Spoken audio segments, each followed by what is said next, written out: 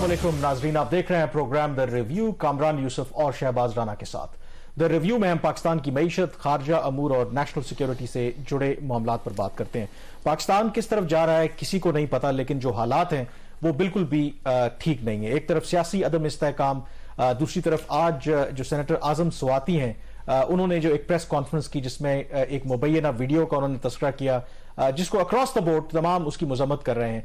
और दूसरा, कल रात गए हमने देखा कि ISPR ने सबसे पहले तो इमरान खान साहब ने जो पहली पब्लिक स्टेटमेंट दी जो उन पर कातलाना हमला हुआ था उसके बाद, जिसमें उन्होंने अगेन इल्जामात लगाए वज़ीर आज़म पर, वज़ीर दाखिला पर और जो इंटेलिजेंस इदारे के एक सीनियर एहलकार थे, उसका जवाब ISPR ने रात गए दिया और मुस्तरद किया उन इल्जामात को और यह भी वाजे किया कि जो अफवाज पाकिस्तान है वो रैंक एंड फाइल जो भी सिपाही से लेके और ऊपर तक जो उनके ऑफिसर्स हैं उनके साथ वो खड़ी है। और साथ ही उन्होंने हुकूमत पाकिस्तान से दरख्वास्त की कि वो इसके हवाले से जो भी फौज को बदनाम करने की कोशिश कर रहे हैं उनके खिलाफ हद के इज्जत का दावा करें और उनके खिलाफ कानूनी कार्रवाई करें। लेकिन आज शहबाज शरीफ साहब ने एक प्रेस कॉन्फ्रेंस की लाहौर में और उन्होंने भी हुकूमत का मौक़िफ़ पेश किया और उसमें शहबाज उसमें चंद अहम जो उन्होंने बातें की हैं, मेरे ख्याल में उसकी जो मेन एक तो हाईलाइट है वो ये है कि उन्होंने ये कहा है कि जो इमरान खान साहब ने उनके ऊपर इल्जामात लगाए या वजीर दाखिला के ऊपर या जो इंटेलिजेंस इदारे के जो एक अहम एहलकार हैं,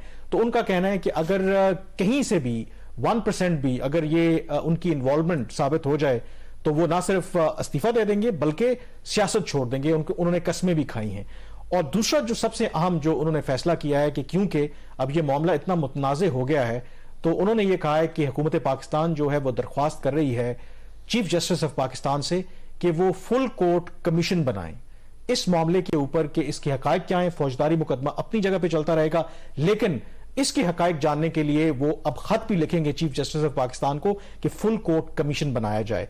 तो मुझे लगता है कि जो इमरान खान साहब के इल्जामात हैं, ज़ाहिर है कि संगीन नौयत के इल्जामात हैं, ये ऑफर उनको एक्सेप्ट कर लेनी चाहिए क्योंकि फुल कोर्ट के अंदर अगर आप देखें तो हर तरह के जजेस आपको मिलते हैं, हर तरह का जो नुक्ते नजर रखने वाले मिलते हैं, तो उस पर शायद उनको इतराज नहीं होना चाहिए। देखिए, पिछले 24 घंटों में बल्कि 48 घंटों में जो पाकिस्तानी पॉलिटिक्स की फॉल्ट लाइंस हैं वो बहुत बुरी तरह एक्सपोज हुई हैं। रियासती अदारों के ऊपर एतमाद नहीं है। रियासती अदारे जो हैं वो पाकिस्तान के साबिक वज़ीर आज़म के खिलाफ एक बड़ी स्ट्रॉन्ग स्टेटमेंट लेके आते हैं और उनकी स्टेटमेंट लाने की वजह है वो अपने ऑफिसर को डिफेंड करना चाहते हैं। हर इदारा अपने ऑफिसर को डिफेंड करता है।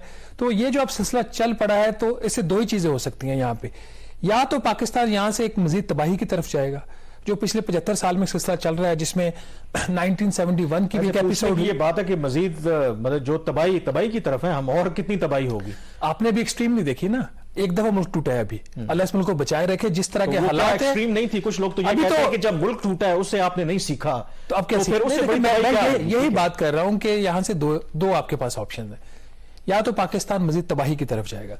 इकोनॉमिकली हम इतने वीक हो चुके हैं कि हमारे पास 3 से 4 हफ्ते का ज्यादा राशन नहीं होता। पॉलिटिकली हम इतने वीक हो चुके हैं और कल भी हमने बात की किसी इदारे के ऊपर किसी का कोई इत्मीनान नहीं रहा है। दूसरा ये कि जो माजी की जितनी भी गलतियां की हैं जिसमें सिक्योरिटी एस्टेब्लिशमेंट की बहुत बड़ी गलतियां हैं, उनका ऑटो करेक्शन एक होने का एक वक्त भी हो सकता है। तो country is standing at a cross road, यहां से या तबाही है तो या फिर आपने जो गलतियां की हैं उसको अच्छाई की तरफ लेके जाए। अब सूरत हाल ये है कि जिस तरीके से माजी में अदारों को गंदा किया गया, आज मिलिट्री के ऊपर बात है और बड़ा राइटली उन्होंने रिटेलिएट किया। पाकिस्तान की पार्लियामेंट को गंदा किया गया है पिछले कई सालों से, कई दहाइयों से जुडिशरी के ऊपर इतने सीरियस इल्जामात लगे। हर इदारे की, चाहे जो आपकी पार्लियामेंट एक अहम आपका पिलर होता है, जुडिशरी पिलर होता है, एग्जेक्टिव पिलर होता है, तो तमाम इदारों की, रियासती इदारों की इक्वल रिस्पेक्ट होनी चाहिए।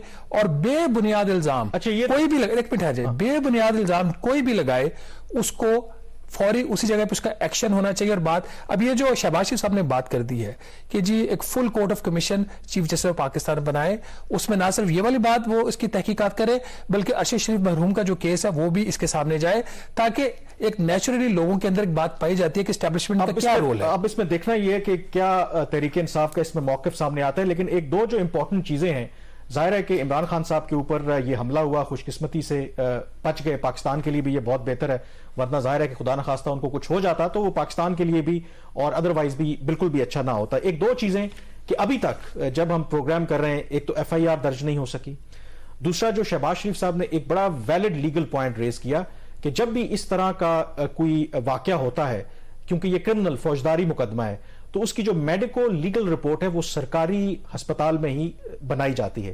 اب عمران خان صاحب کیونکہ شوکت خانم ہاسپٹل میں چلے گئے ہیں تو اس سے مقدمے پر کتنا اثر پڑے گا؟ اور ایک جس شخص کو حراست میں لیا گیا ہے، عمران خان صاحب نے کل بھی کہا کہ ان کو جو خبریں ملتی ہیں کہ ان کے پاس پہلے یہ اطلاعات تھیں کہ ان پر حملہ ہوگا، کیونکہ ان کے اداروں کے اندر ایسے لوگ ہیں جو ان کو یہ خبریں پہنچاتے ہیں.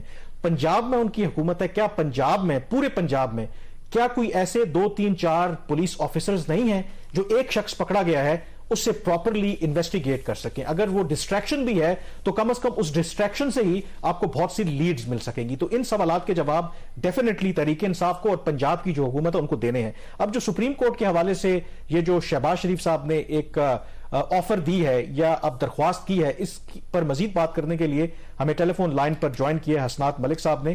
سپریم کورٹ کے سینئر صحافی ہیں تو بڑے اچھے طریقے سے جانتے ہیں سپریم کورٹ کے کاموں کو. تو سب سے پہلے حسنات ملک صاحب، آپ کے خیال میں یہ جو آفر کی گئی ہے یا یہ جو درخواست کی ہے وزیر اعظم شہباز شریف نے کہ فل کورٹ کمیشن بنایا جائے، سب سے پہلے یہ پریکٹیکل ہے؟ جی کامران صاحب، یہ ہم نے دیکھا الیکشن جب 2013 کے الیکشن ریگنگ کے الزام لگے عمران خان صاحب نے، اس پہ پی ٹی آئی اور نون لیگ نے ایک ٹی او آر بنا کے ایک انکوائری کمیشن بنا اور اس کی اوپن ہیئرنگ ہوئی. 3 ججز تام اس میں تھے، فل کورٹ نہیں تھا. اب اس میں دیکھنا ہوگا کہ کیا جو چیف پرائم منسٹر ہیں وہ لیٹر کیا لکھتے ہیں. کیا پتا، زیادہ چانسز یہ ہیں کہ اس کا سو موٹو لے کے 184 میں اور اس میں وہ چیزیں دیکھیں، خود ہی کوشچن فریم کریں اور اس کے بعد وہ جو ہے وہ دیکھنا ہوگا کہ کس طرح معاملہ چلایا جاتا ہے. سب پہلے تو یہ ہے کہ جی فل کورٹ اس وقت جو ہے آپ دیکھیں 12 ججز ہیں، 3 ججز جو ہے وہ ان کا جوڈیشل کمیشن نے اپروو کر دیا ہے معاملہ، لیکن ابھی نوٹیفیکیشن جاری نہیں ہوا. پارلیمانی کمیٹی نے صرف جسٹس اطہر من اللہ کو کل جو ہے وہ ان کا نام اپروو کیا ہے. تو ان حالات میں جو ہے وہ اب دیکھنا ہوگا کہ کیا بڑا مشکل ہوتا ہے کہ سپریم کورٹ کے سارے ججز یا تو پھر وہ کورٹ ٹائمنگ کے بعد 2 بجے کی ہیئرنگ رکھیں اور سارے ججز بیٹھیں. کیونکہ میرا ایک بات تو بڑی طے ہے کہ اس وقت جو حالات ہیں اور جو اس قاضی فائزہ کیس کے بعد ہم نے سپریم کورٹ میں دیکھا ہے، وہاں بھی نظریاتی ڈیوائیڈ ہے.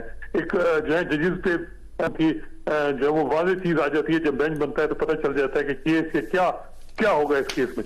اس میں بڑا یہ اچھا ہے کہ جی سارے ججز بیٹھیں، چاہے وہ شام کا ٹائم ہو 3 بجے 4 بجے، اور انکوائری کمیشن سے لگ یہ رہا ہے کہ وہ اس لیٹر پہ وہ سو موٹو 184 لیں گے، اس پہ ہیئرنگ ہوگی، اٹارنی جنرل سے وہ اسسٹنس لیں گے، پھر اس طرح دیکھیں گے کہ کیونکہ اس میں ایویڈنس ریکارڈ ہوتے ہیں. اچھا نہیں، حسنات ملک صاحب ہمیں گائیڈ کیجئے گا ناظرین کو کہ کیا سپریم کورٹ آف پاکستان اس طرح کے کرمنل کیس میں اس کی کمپیٹنس ہے کہ وہ اس میں کورٹ آف کمیشن بنائے اور اس کو انویسٹیگیٹ کرے؟ کیا یہ ایک ٹرائل کورٹ ہو سکتے ہیں یا وہاں پہ اس قسم کی جو وہاں پہ ایویڈنس سبمٹ ہو سکتے ہیں، اسٹیٹمنٹس تو ریکارڈ ہو سکتی ہیں؟ یعنی یہ پروسیس کیا سپریم کورٹ آف پاکستان سے ہی شروع ہونا چاہیے یا کوئی اور بھی لیگل جو ریمیڈی ہے وہ اویلیبل ہے اس کی؟ دیکھیں، یہ فیکٹ فائنڈنگ کمیشن ہے. یہ اس میں صرف فیکٹ، جب بھی کمیشن کی رپورٹ آتی ہے تو وہ ریکمنڈیشن ہوتی ہے، وہ کوئی فائنڈنگ نہیں ہوتی.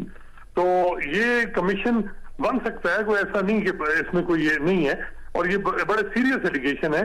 میرا خیال ہے کہ اس میں یا تو کم از کم جو ہے وہ 7 ججز تو اس کیس جب پرائم منسٹر کا لیٹر ہو تو اس کو اوپن ہیئرنگ ہو اور اس کو ٹیک اپ کریں اور پھر ججز خود ہی جو ہے وہ. لیکن اس میں ملک صاحب مسئلہ یہ ہے نا کہ ماضی میں جو کچھ ہو رہا ہے، جب جو قاضی فائز عیسیٰ کیس ہے اس کے بعد جس قسم کی پولرائزیشن وہاں پہ سپریم کورٹ آف پاکستان میں ہو گئی ہے، تو اگر فل کورٹ سے کم بینچ بنتا ہے تو پھر وہ ایک سوالات اٹھ سکتے ہیں نا کہ کوئی کسی کو فیور نہ کر رہا ہو. یہ چیزیں ہو رہی ہیں ماضی میں.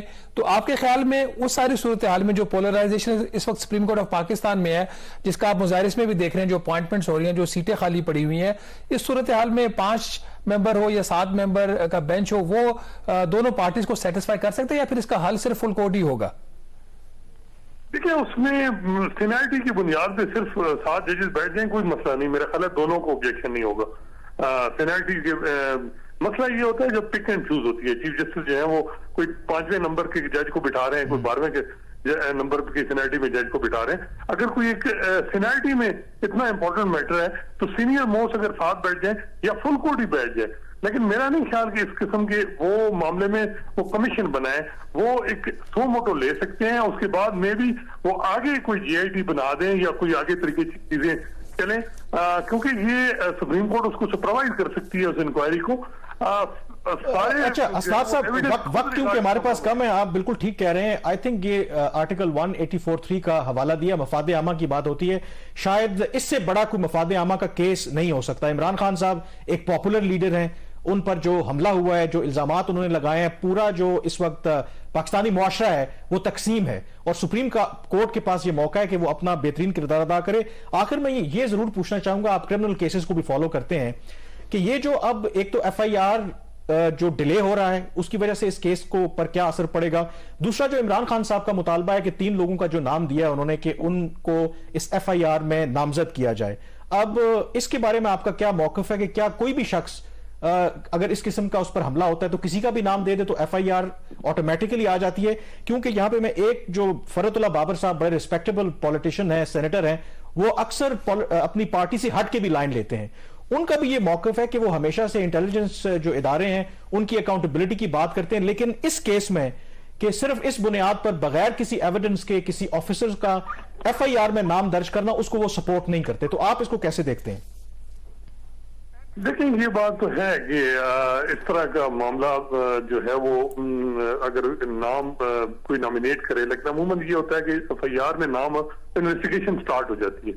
لیکن یہ اب کوئی سمجھ نہیں آ رہی پی ٹی آئی کی اسٹریٹجی جو ہے وہ ایسے لگ رہا ہے کہ وہ پروب کے نہیں ان کا ہے کہ جی ایویڈنس کو کلیکٹ کیا جائے, وہاں پنجاب حکومت میں کس طریقے سے چیزیں چلائی جائیں. وہ زیادہ اس کو کوئی پولیٹیکل آبجیکٹو زیادہ لینا چاہ رہے ہیں, نہ کہ وہ الٹیمیٹ ایم تاکہ کوئی جو اصل کلپریٹ ہے سارے اس پورے معاملے کے وزیر آباد والے واقعے کا, اس کا وہ نہیں اس طرف نہیں جا رہے, اور اسی وجہ سے ڈیلے ہو رہا ہے. ایف آئی آر ڈیلے ہونا بھی ہم نے دیکھا ہے کہ کرمنل کیسز میں جو ہے وہ بڑا ایک منٹ بڑا قیمتی ہوتا ہے, اور یہ جو ایویڈنس کا چین ہے یہ اگر ٹوٹ جائے تو یہ بڑا مشکل ہوتا ہے. بہت شکریہ اسناد, وقت ہمارے پاس کم تھا. بالکل آپ ٹھیک کہہ رہے ہیں, اور یہ وہ حقائق ہیں کیونکہ کل اگر اس کیس میں کوئی پیش رفت نہیں ہوتی تو اس کا سراسر الزام پنجاب حکومت کے اوپر آئے گا کہ انہوں نے اتنی تاخیر کی, پھر جو باقی ریکوائرمنٹس تھیں وہ قانونی انہوں نے کیوں پوری نہیں کی. بہرحال یہاں پہ بریک لیں گے, بریک کے بعد تذکرہ کریں گے کہ چین اور سعودی عرب پاکستان کو معاشی مشکلات سے نکلنے کے لیے کیسے مدد کر رہے ہیں. بریک کے بعد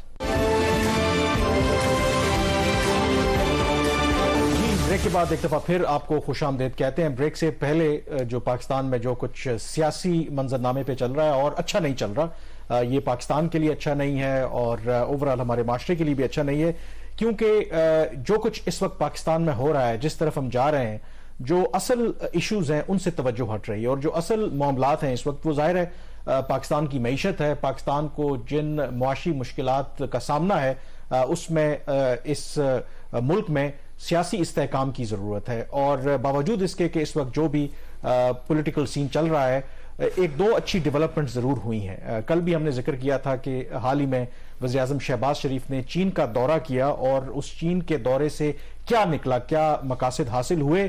تو کم از کم آج ہمارے پاس کچھ ایسی خبریں ہیں جو آپ کے ساتھ ہم شیئر کریں گے کہ جس سے یہ نتیجہ اخذ کیا جا سکتا ہے کہ کسی حد تک جو دورہ ہے وہ کامیاب رہا. تو شہباز, کل پروگرام کرنے سے پہلے آپ اسحاق ڈار صاحب سے ملے تھے, ظاہر ہے وہ بھی چین کے دورے پر شہباز شریف صاحب کے ساتھ تھے.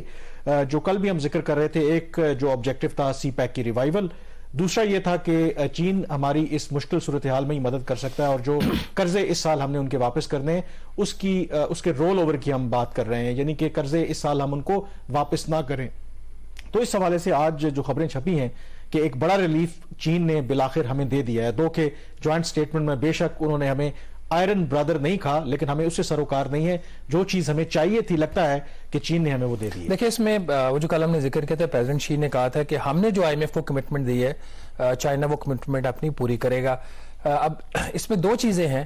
ایک تو پہلے تھوڑا سا بات کر لیں کہ یہ پیکج ہے کیا نا. ٹوٹل کوئی 13 ارب ڈالر کا جو پیکج ہے وہ پاکستان نے مانگا ہے چین اور سعودی عرب سے, جس میں جو صرف سعودی عرب سے پیکج ہے وہ کوئی 4.2 ارب ڈالر کا ہے.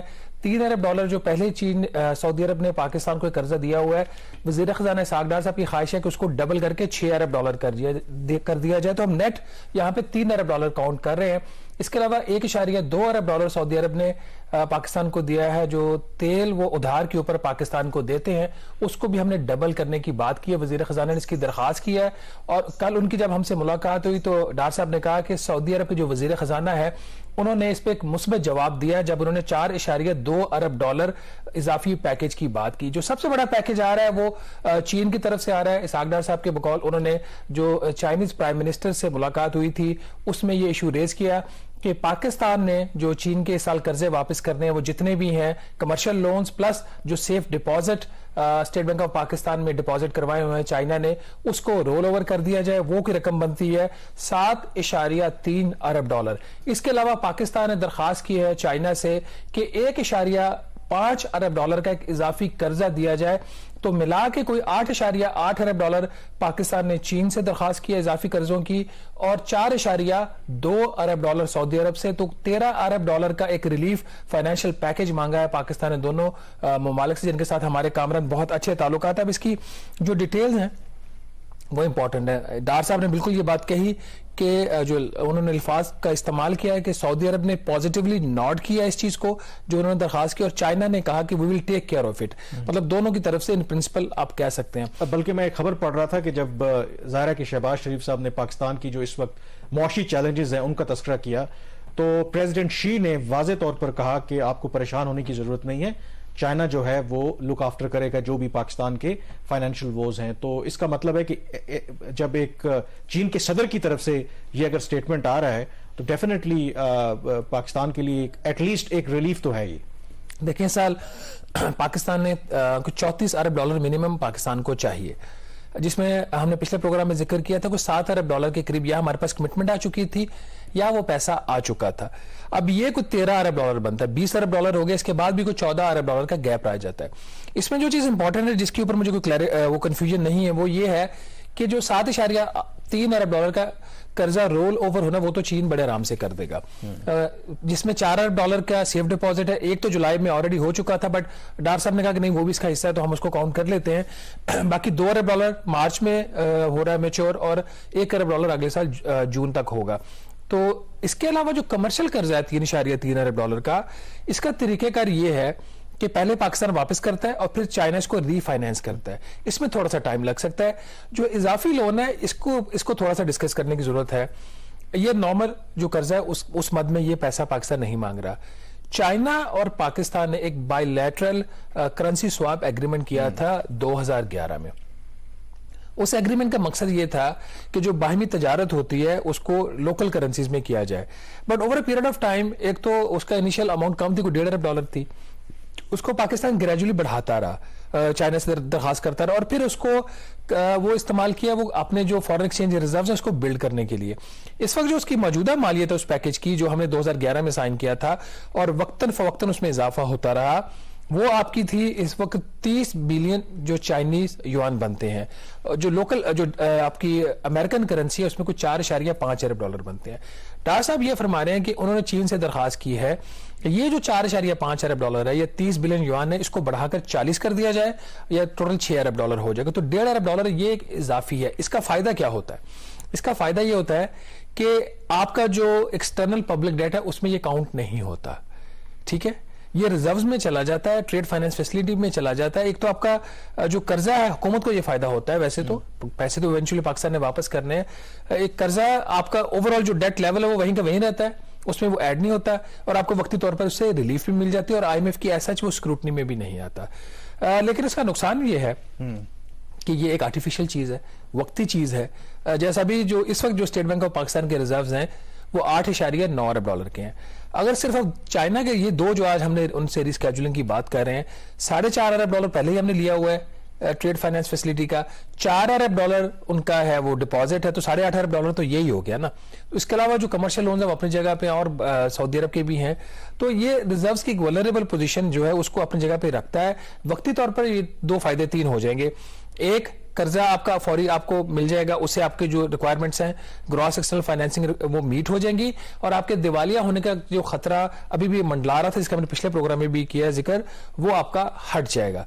दूसरा ये कि चीन IMF की स्क्रूटनी में नहीं जाएगा और तीसरा इसका मेजर ये है कि आप अगर चाहें तो वो जो करेंसी आप उसको ट्रेड फैसिलिटी के लिए भी यूज कर सकते हैं। आई थिंक एक और जो इसका जो पॉलिटिकल या جیو اسٹریٹجک اس کا جو ایک اینگل ہے یا فورن پالیسی کا ایک ایسپیکٹ ہے وہ یہ ہے کہ آپ کو پتہ ہے کہ جب ہم سیلاب آیا اور اس کے نتیجے میں پہلے مختلف جو ہماری ایک کنفیوژن رہی کہ ہم ڈیٹ ریسٹرکشن کی بات کر رہے تھے پیرس کلب سے اور امریکہ سے بھی ہم نے بات کی, تو آپ کو یاد ہوگا کہ وزیر خارجہ جب امریکہ گئے تو امریکہ نے ہمیں یہ کہا کہ آپ چین سے بات کریں, چین سے بھی بات کریں کیونکہ چین کے آپ نے بہت زیادہ قرضے دینے ہیں تو ان سے بات کریں کہ آپ کے جو قرضے ہیں وہ ریسٹرکچر کریں. تو کم از کم چین نے پاکستان کا ایک صحیح دوست ہونے کا ثبوت دیا ہے کہ کیونکہ پہلے یہ خدشات تھے, کم از کم پاکستان کے اندر بھی یہ سپیکولیشنز تھیں. ایک تو دورہ اتنا تاخیر سے ہوا اور یہ بھی کہا جا رہا تھا کہ چین جو ہے وہ اس گورنمنٹ سے خوش نہیں ہے, کہ شاید ان کی جو ٹلٹ ہے وہ مغرب اور امریکہ کی طرف زیادہ ہے اور شاید وہ عمران خان صاحب کو جس طریقے سے ہٹایا گیا وہ اس سے خوش نہیں تھے.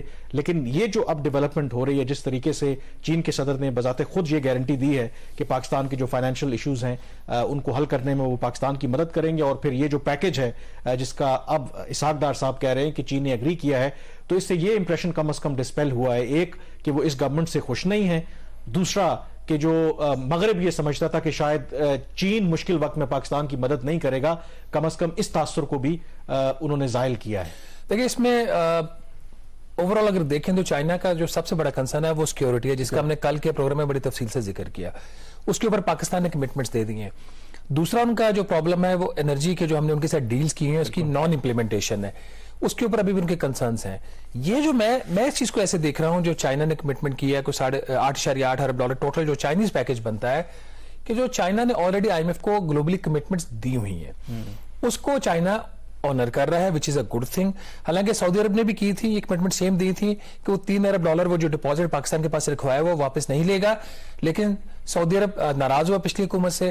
سعودی عرب نے وہ $3 ارب واپس لے لیا, اور اس کو واپس کرنے کے لیے اسی طرح کا جو ہم وہ فیسلٹی کا ذکر کر رہے ہیں, ٹریڈ فیسلٹی کا, یہ $1.5 ارب کی ایک اضافی فیسلٹی پچھلی حکومت نے پھر چائنا سے لی اور لے کے سعودی عرب کو وہ پیسے واپس کیے.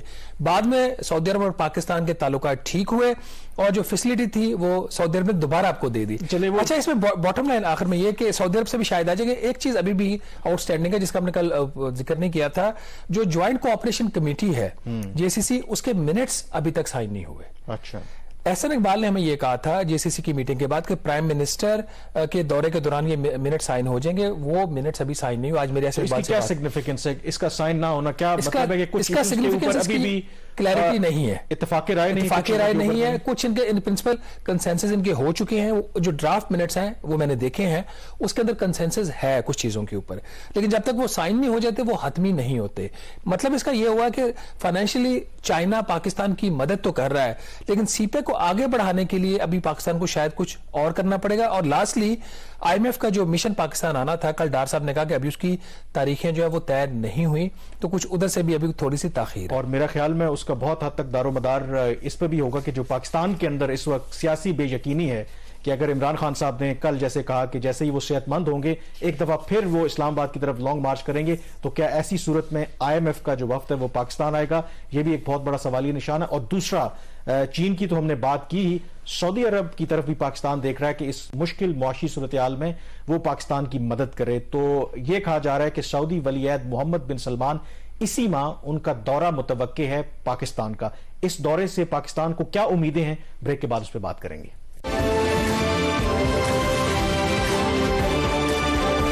بریک کے بعد ایک دفعہ پھر آپ کو خوش آمدید کہتے ہیں. بریک سے پہلے ذکر کر رہے تھے کہ چین نے کسی حد تک پاکستان کو یہ ضمانت دی ہے کہ جو پاکستان کے اس وقت معاشی مسائل ہیں اس کو حل کرنے کے لیے وہ پاکستان کی مدد کرے گا, اور جو قرضے اس سال ہم نے پاکستان نے چین کو دینے ہیں اس کو مؤخر کرنے کی درخواست کسی حد تک انہوں نے قبول کر لی ہے. دوسرا, جب بھی پاکستان پر جو مشکل صورتحال آتی ہے خاص کر کے معاشی میدان میں, تو ہم سعودی عرب کی طرف دیکھتے ہیں. تو اسی ماہ یہ توقع کی جا رہی ہے کہ سعودی کراؤن پرنس محمد بن سلمان پاکستان کے دورے پر آئیں گے. تو شہباز, اس دورے سے کافی توقعات ہیں پاکستان کو, اور بہت سی باتیں اس پر ہو بھی رہی ہیں. جیسے بریک سے پہلے بھی آپ ذکر کر رہے تھے کہ چین اور سعودی عرب کو ملا کے کوئی $13 ارب کے پیکج کا ہم توقع کر رہے ہیں کہ اس گورنمنٹ کو مل جائے. تو سعودی عرب نے پہلے ہی $3 ارب جو رول اوور کیا تھا, اور فردر سنا ہے کہ اب مزید ایڈیشنل لون لینے کی بات ہو رہی ہے, آئل آن ڈیفرڈ پیمنٹ کی بھی بات ہو رہی ہے, اور ایون جو سب سے بڑا جو انویسٹمنٹ کی بات ہے کہ جو ریفائنری گوادر میں لگانے کے حوالے سے بھی بات ہو رہی ہے. تو سب سے پہلے میرا اپنا بھی خیال ہے کہ ابھی بھی یہ جو وزٹ ہے جو میں نے پہلے رپورٹ کیا تھا کہ آن ٹریک تو ہے, بٹ اٹ ڈیپینڈس کہ پاکستان میں کیا سچویشن رہتی ہے. لیکن گیون پاکستان کی جو سچویشن ہے اکنامک, یہ وزٹ جو ہے نا ہیز ٹو ٹیک پلیس میرے خیال میں. It has to take place politically, economically, آپ کا بزنس کے کانٹیکس میں بھی. اس میں ایک تو یہ کہ ابھی تک کی ہم یہ ڈیٹ چلے بتا دیتے ہیں ناظرین کو, ابھی تک کی جو ٹینٹیٹیو تاریخ طے پائی ہے دونوں ممالک کے درمیان وہ ہے 21 نومبر کی. اور اس میں پرائم منسٹر شہباز شریف صاحب کی یہ خواہش ہے کہ 21 نومبر کو محمد بن سلمان پاکستان آئیں اور ایک رات کے لیے وہ پاکستان میں کم از کم سٹے کریں. ہو سکتا ہے 2 دن کا وزٹ ہو جائے, ابھی تو 1 دن کی بات چل رہی ہے. ایک چیز تو ڈیٹ کے اوپر کلیئرٹی ہے, لیکن یہ 3-4 چیزوں کے اوپر یہ ڈیپینڈ کرتا ہے. ایک تو آپ کی پولیٹیکل سچویشن جو پاکستان میں چل رہی ہے, وہ دنیا دیکھتی ہے اس کو. کوئی بھی جو ہائی پروفائل ڈگنیٹری ہوتی ہے وہ آپ اس کی لائف کو تو انڈینجر میں نہیں ڈال سکتے. تو ایک ملک کے اندر ایک اسٹیبلٹی ہونا ضروری ہے, جس کی کچھ مجھے امید اس لیے ہے کہ خان صاحب ابھی ان کا جو لانگ مارچ تھا اس کو انہوں نے پاز کیا ہوا ہے یا ختم کر دیا, وی ڈونٹ نو. دوسری اس کے اندر جو چیز ہے کہ جو وزٹ کے دوران پاکستان کی خواہش ہے کہ کم از کم 6 معاہدے جو ہیں اہم, ان کے اوپر کسی بڑی پیش رفت کی وہ امید کر رہے ہیں. اس میں on top of the list ہے وہ ہے آئل ریفائنری کا, جس کے اوپر پولیٹیکل کمٹمنٹ فروری 2019 میں آ گئی تھی کہ 10 سے 12 ارب ڈالر کی جو ہے وہ سعودی عرب آئل ریفائنری پاکستان میں لگائے گا. اور ایک امید یہ تھی کہ یہ اب اس کے اوپر کوئی نہ کوئی ایگریمنٹ سائن ہو جائے گا, لیکن چیزیں پروگرس نہیں کر رہی. میرے ذرائع کے مطابق پرائم منسٹر شہباز شریف صاحب نے ایک پاکستانی ڈیلیگیشن کو سعودی عرب بھیجنے کی منظوری دی تھی 1 نومبر سے لے کے 5 نومبر تک, اور اس کو لیڈ کر رہا تھا ڈاکٹر مصدق ملک صاحب نے. وہ جو وزٹ ہے وہ پوسٹ پون ہو گیا ہے, اور یہ دوسری دفعہ پوسٹ پون ہوا ہے. مصدق ملک صاحب سے میری بات ہوئی تھی 3 دن پہلے, بلکہ کل بھی ہوئی تھی ان سے. 3 دن پہلے جب میں یہ سٹوری کرنے لگا تھا تو میں ان کو کال کیا. مصدق ملک صاحب جو تھے وہ اس وقت تھے یو اے ای میں, اور انہوں نے کہا جی کہ ہم نے بالکل جانا تھا, لیکن یہاں پہ میری کچھ ان کے سعودی حکام یہاں پہ یو اے ای میں بھی آئے ہوئے تھے, تو ان سے میری یہیں پہ ملاقاتیں ہو گئی. ان ملاقاتوں کی وجہ سے اب جانے کی ضرورت نہیں پڑی. وزیر ہے وہ, ان کا موقف ہے, میں اس کی رسپیکٹ کرتا ہوں, لیکن ایک کام جو آپ نے وہاں جا کے کرنا تھا سعودی عرب میں, تو وہ آپ یو اے بیٹھ کے کر نہیں سکتے تھے. پارشلی ہو سکتا ہے, اس میں کوئی شک والی بات نہیں ہے, کیونکہ یہ جو خلیجی ممالک ہیں آپ کو پتہ ہے یہ پولیٹیکل کمٹمنٹس کے اوپر زیادہ چلتے ہیں, اس کے بعد ہر چیز خود بخود لائن میں آ جاتی ہے. تو مصدق ملک نے یہ کہا کہ مجھے ہائیسٹ لیول پہ پولیٹیکل کمٹمنٹ یہیں پہ یو اے میں بیٹھ کے مل گئی ہے کہ ارامکو جو سعودی کمپنی ہے اور پاکستانی جو کمپنیز یہ آئل ریفائنری کا منصوبہ لگائیں گی. اور اس میں تو پہلے جو ذکر ہو رہا تھا کہ چین بھی شاید دلچسپی رکھتا ہے, وہ چیز ابھی نہیں پروگرس کر رہی. وہ یہ تھا کہ ٹرائیپارٹائٹ ایگریمنٹ کی بات. اب اس میں 2-3 چیزیں ناظرین کو کوئکلی بتا دیتے ہیں کہ اس میں رکاوٹ کیا ہے. جو آئل ریفائنری لگنی ہے اس میں 2 بڑے ایشوز آؤٹ اسٹینڈنگ ہے. مصدق ملک صاحب کا یہ کہنا ہے کہ ان کی کوشش ہے کہ 21 نومبر سے پہلے یہ دونوں جو ایشوز ہیں وہ ریزالو ہو جائیں. کم از کم ایک جو ایشو ہے وہ سب سے بڑا وہ یہ ہے کہ سعودی عرب جو ریٹ آف ریٹرن مانگ رہا ہے اپنا جو آئل ریفائنری کا منصوبہ لگانے کے لیے, وہ اس سے زیادہ ہے جو پاکستان کی خواہش ہے سعودی عرب کو آفر کرنے کی. تو اس حوالے سے پاکستان اور سعودی عرب کی جو حکام ہیں ان کی ملاقاتیں ہو رہی ہیں. بٹ مصدق ملک صاحب یہ فرماتے ہیں کہ ہم نے بہت حد تک گیپ کور کر لیا ہے اور کوشش ہے کہ یہ ساری چیزیں ہو جائیں. لیکن ابھی اس میں جو میرے ذرائع بتا رہے ہیں کہ کافی چیزیں ابھی بھی آؤٹ سٹینڈنگ ہیں. جب تک آؤٹ سٹینڈنگ چیزیں وہ کور نہیں ہو جاتی تب تک آئل ریفائنری پالیسی جو ہے وہ اس کے مطابق بنے گی, پھر اس پالیسی کی وفاقی کابینہ منظوری دے گی. تو ابھی تک وہ ڈرافٹ آئل پالیسی تو ہے, آئل ریفائنری پالیسی, لیکن اس کی کابینہ کی منظوری نہیں ہے, اور یہ اس وقت تک طے نہیں ہوگا جب تک انسینٹو پیکج جو ہم نے سعودی عرب کو دینا ہے آئل ریفائنری کے اوپر وہ طے نہیں ہو جاتا. دوسرا اس کا مسئلہ یہ ہے کہ آئل ریفائنری لگے گی کہاں پہ, یہ ہب میں لگے گی جو حکومت پاکستان کی خواہش ہے, یا پھر گوادر میں لگے گی جو کہ سعودی عرب کی خواہش ہے. اس کے اوپر بھی ابھی چیزیں طے پانا ہونا باقی ہے, لیکن کوئی ابھی ٹائم ہے تقریباً 2 ہفتے کا, تو ہم امید کرتے ہیں کہ یہ چیزیں طے ہو جائیں گی. ایک اور جو چیز اس کے 2-3 بڑی چیزیں جو پاکستان چاہ رہا ہے اس دورے کے دوران ہو جائیں. ایک نوشہرہ موٹر وے میں پاکستان چاہ رہا ہے کہ سعودی عرب کی انویسٹمنٹ آ جائے. دوسرا سعودی عرب کی یہ خواہش ہے کہ جو ہماری جو ریکوڈے کی ہے وہاں پہ مائننگ فیسلٹیز, وہاں پہ ایک جو بلاک ہے وہ سعودی عرب وہ لینا چاہ رہا ہے, وہاں پہ وہ مائننگ کا منصوبہ لگانا چاہ رہا ہے. ابھی حکومت پاکستان اس میں کچھ زیادہ دلچسپی نہیں رکھتی. نوشہرہ موٹر وے کا ہم نے آپ کو بتا دیا, ایک ہسپتال کا بھی ایک افتتاح ہو سکتا ہے, اور ایک وائٹ آئل پائپ لائن کے اوپر بھی بات جاری ہے. لیکن یہ ساری چیزیں ابھی بیوروکریٹک لیول پہ طے ہو رہی ہیں, حتمی جب طے ہو جائیں گی تو تب انشاءاللہ ہم اس کے اوپر فردر بھی بات کریں گے. یہ سگنیفیکنٹ نیور لیس وزٹ ہوگا. اور چین, سعودی عرب کی تو ہم نے بات کی. تیسرا جو ملک یو اے ای, وہ بھی ظاہر ہے کہ پاکستان کو اکثر مشکل جو ہمارے معاشی معاملات ہیں اس میں مدد کرتا ہے. تو آج ہی جو پاکستان کے وزیر خارجہ اور جو یو اے ای کے وزیر خارجہ ہیں ان کے درمیان ملاقات ہوئی ہے اور یو اے ای سے بھی پاکستان یہ توقع کر رہا ہے کہ وہ پاکستان میں آ کے سرمایہ کاری کریں. کچھ شاید ایسے پلانٹس ہیں کہ وہ خریدیں آ کے, تو کیا وہ بھی آئندہ آنے والے ہفتوں میں یا مہینوں میں میٹیریلائز ہوگا, یہ بھی دیکھنا ہوگا. یہاں پہ بریک لیں گے اور بریک کے بعد تذکرہ کریں گے کہ جو ایف بی آر کو اب جو شارٹ فال ہو رہا ہے ریونیو میں, تو یہ تذکرہ ہو رہا ہے کہ کہیں ایک اور منی بجٹ نہ لانا پڑ جائے. بریک کے بعد اس پہ بات کریں گے. بریک کے بعد ایک دفعہ پھر آپ کو خوش آمدید کہتے ہیں. تذکرہ کریں گے کہ ایف بی آر کی ریونیو کلیکشن کا. اب اس میں جو معاملہ جو ایشو آ رہا ہے کہ کچھ جو کسٹم ڈیوٹی کی مد میں کچھ شارٹ فال دیکھنے کو مل رہی ہے. تو اب ایشو یہ ہے کہ اگر یہ شارٹ فال بڑھتا رہے گا تو کہیں ایسا نہ ہو کہ ایک منی بجٹ لانا پڑے تاکہ اس شارٹ فال کو پورا کیا جا سکے. تو شہباز, یہ کیا ماجرا ہے؟ کیونکہ پہلے تو یہ لگ رہا تھا کہ جو اوور آل ہم نے ٹارگٹ ایک سیٹ کیا تھا اس مالی سال کا وہ ہم پورا کر لیں گے, اور اس پر بھی آئی ایم ایف ہم سے خوش نہیں تھا کیونکہ ان کے خیال میں اب جو انفلیشن کا ریٹ ہے پاکستان میں پہلے 11.5% پہ ہم نے تخمینے لگائے تھے, وہ بڑھ کر تو کافی اوپر چلا گیا ہے. تو وہ کہہ رہے ہیں کہ آپ اس کو بھی ریوائز کریں, 600 ارب روپے کے مزید اضافی ٹیکس اکٹھے کریں. اب یہ جو منی بجٹ کا کیا پھر معاملہ ہے کہ دوسری طرف ہمیں جو کسٹم ڈیوٹی ہے اس میں سنا ہے کہ شارٹ فال آ رہا ہے, تو پھر گورنمنٹ کے پاس اس وقت کیا طریقہ کار ہے کہ یہ شارٹ فال کو پورا کریں؟ وہ طریقہ کار یہی ہے منی بجٹ کا, اور اس کے اوپر آلریڈی کام شروع ہو چکا ہے. تو اس کا بیک گراؤنڈ یہ ہے کہ پہلے 3 ماہ میں تو ایف بی آر کی جو ریونیو کلیکشن تھی وہ بڑی اچھی جا رہی تھی, بلکہ 4 ماہ کا بھی جو ہدف تھا 2144 ارب کا وہ ایف بی آر نے اچیو کیا 5 ارب, بلکہ اس میں سے انہوں نے ایکسیڈ کیا. لیکن جو 4 ماہ کا ہدف حاصل ہوا اس میں انہوں نے جو پہلے کچھ ایکسیس ان کی کلیکشن تھی اس کی وجہ سے وہ اچیو ہوا. اکتوبر میں انہوں نے 534 ارب روپیہ اکٹھا کرنا تھا, ہوا 512 ارب روپیہ, اور صرف اکتوبر میں ہی 22 ارب روپے کا وہاں پہ شارٹ فال آ گیا. جو مین جو شارٹ فال آ رہا ہے جس کا ہم اپنے پچھلے کئی سالوں کے پروگرام میں ذکر بھی کرتے رہے ہیں کہ جو ٹیکس کلیکشن ہو رہی تھی وہ تو امپورٹس کے اوپر ہو رہی تھی, ایف بی آر تو کچھ بھی نہیں کر رہا تھا. 52 to 53% پہلے ٹیکس کلیکشن. میں آپ کی بات کاٹ رہا ہوں کہ ماضی میں بھی یہ گورنمنٹ بھی کرتی ہے, جب بھی وہ ٹیکس کلیکشن ہمیشہ ظاہر امپورٹس ہماری بڑھ رہی تھیں تو اپنے جو ٹارگٹ سے زیادہ ہی ہوتا تھا, تو اس وقت کے وزیر اعظم عمران خان اور باقی لوگ مبارکباد کے میسیجز کیا کرتے. تو ہم ہمیشہ کہتے تھے کہ ڈیول لائز ان دا ڈیٹیل, کہ جس دن آپ کی امپورٹس کم ہوں گی آپ کی جو ریونیو کلیکشن ہے وہ بھی کم ہو جائے گی. اب ہم نے امپورٹس پر پابندیاں لگائی ہیں تو آپ کا ریونیو کم ہو گیا. دیکھیں پہلے ہوتا تھا 53% آف دا ٹوٹل کلیکشن آپ کی امپورٹ کے اوپر ہوتی تھی. ابھی جو 4 ماہ میں فگرز آئے ہیں وہ کوئی 45% پہ آ گئے ہیں, اور اس وقت تقریباً 41 ارب روپے کا شارٹ فال جو ہے وہ کسٹم ڈیوٹیز کا 4 ماہ کے ہدف کے اگینسٹ آلریڈی آ چکا ہے. اور جو کسٹم نے اپنے انٹرنل اسیسمنٹ کیا ہے کہ انہوں نے اس سال ان کو جو ہدف ملا تھا ٹوٹل پورے سال کا 1150 ارب, اس میں سے کم از کم 100 ارب روپے کا شارٹ فال آئے گا. تو ناظرین اس شارٹ فال کو پورا کرنے کے لیے اب ایک پلاننگ ہو رہی ہے. کل ڈار صاحب سے بھی ہم نے جب پوچھا منی بجٹ کے اوپر, ان کا جی منی بجٹ آئے گا تو ہماری اپنی ریکوائرمنٹ کے اوپر آئے گا, ہمیں آئی ایم ایف نے نہیں کہا, آئی ایم ایف کہے یا حکومت پاکستان کی خواہش ہو, لیکن منی بجٹ کے اوپر کام تو ہو رہا ہے. اور اس میں اس سٹیج کے اوپر صرف اگر کسٹم والی سائڈ پہ جو پرابلمز آ رہی ہے, 2 اہم جو تجاویز ہیں ٹیکس کی وہ زیر غور ہیں. کسٹم کی حد تک صرف ہم بات کر رہے ہیں, جس میں ایک تو یہ ہے کہ جتنی بھی اس وقت امپورٹس ہو رہی ہیں اس کا تقریباً 47% جو امپورٹس ہیں پاکستان کی وہ ڈیوٹی فری ہیں, اس کے اوپر کوئی کسٹم ڈیوٹی یا ایڈیشنل کسٹم ڈیوٹی نہیں لگی ہوئی. یہ اس لیے ہوتا ہے کہ زیادہ تر یہ جو امپورٹس ہیں یہ امپورٹس ہم کرتے ہیں اس را مٹیریلز کا, اس سے پھر ہم ایکسپورٹس کرتے ہیں فنش گڈز یا سیمی فنش گڈز بنا کے.